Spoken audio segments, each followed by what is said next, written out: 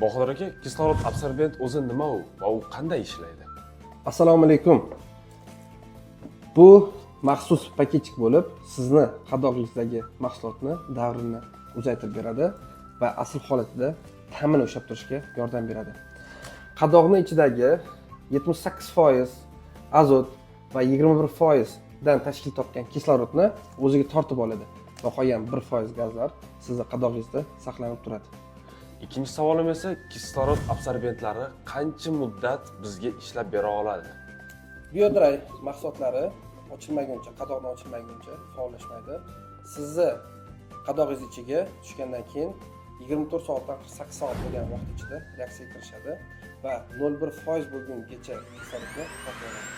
Va buni saqlash muddati 12 oydan 24 oygacha va albatta sizni tovaringizni, upakovkangizni, ya'ni qadoqingizni saqlash muddatiga bog'liq.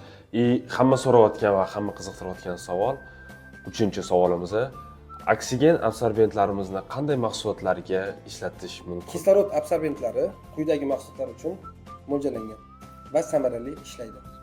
Quritilgan mevalar va sabzavotlar, yong'oqlar va urug'lar, donli mahsulotlar, ya'ni guruch, grechka, o'zimiz ishlatadigan mahsulotlarimiz, un va non mahsulotlari, quritilgan go'sht mahsulotlari, qahva va choy, ziravorlar va ko'katlar, qand qurslar, ya'ni shirinliklar, dori-darmonlar va albatta elektron komponentlarga ham asos bo'ladi.